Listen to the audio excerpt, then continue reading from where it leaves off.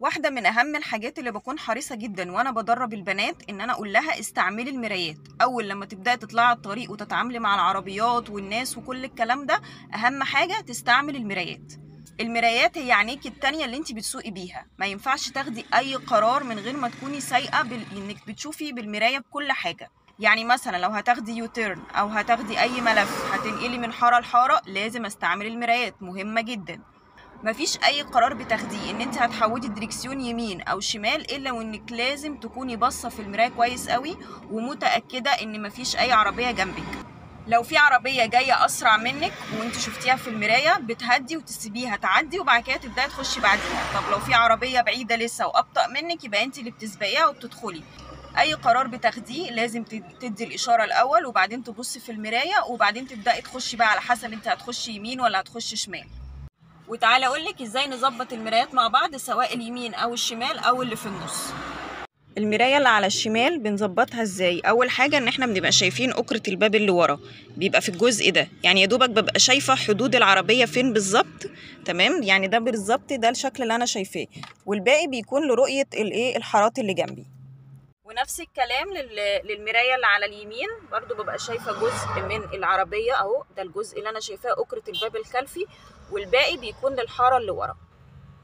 اما المرايه اللي في النص اللي هي بتبقى جوه دي ببقى شايفه بيها رؤيه الجزء الازاز اللي ورا ده كله، ما تكونش مرفوعه كده او ما تكونش نازله كده، بحيث ان انا اظبطها حسب القعده بتاعتي وحسب الكرسي، ببقى شايفه كل الازاز اللي ورا ده.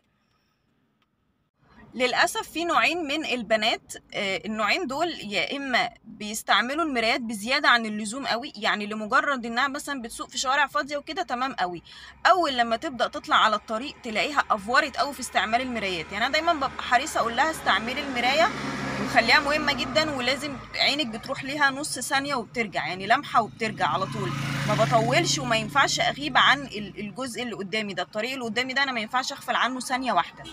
يعني انا ببص للمرايه لمجرد نص ثانيه وبرجع، نص ثانيه وبرجع، اتابع بس الطريق واشوف في حد جاي يمين، حد جاي شمال، حد جاي ورا.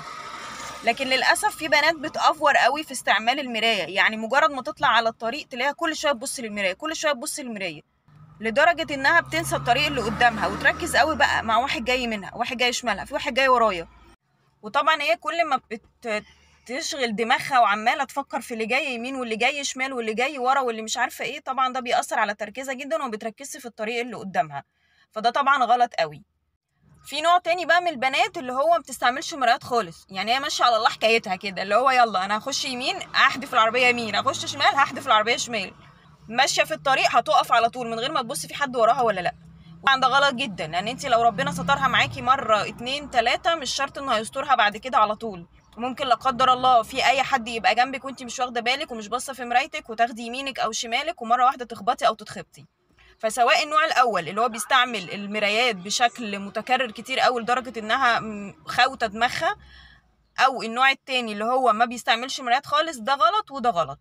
انا بستعمل المرايات من حين لاخر لما ببدا ان انا احتاجها، يعني لو هاخد يميني هاخد شمالي هنقل من حاره لحاره بستعملها، ماشيه في الطريق وهقف مره واحده لازم ابص في المرايه اللي في النص واشوف في حد ورايا ولا لا.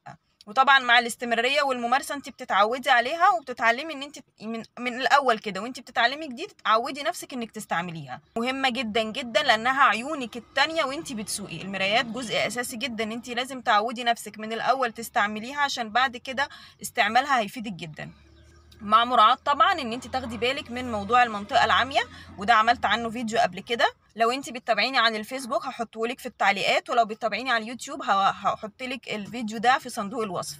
المنطقة العامية دي برضو حاجة مهمة قوي هتركزي عليها وتاخدي بالك منها اثناء السواقة لانها مرتبطة طبعا بالمرايات. فالمرايات هنا بقى خلي بالك على الكلمتين اللي انا قلتهم لك دول لانه دول مهمين قوي، وربنا يستر طريقك ان شاء الله.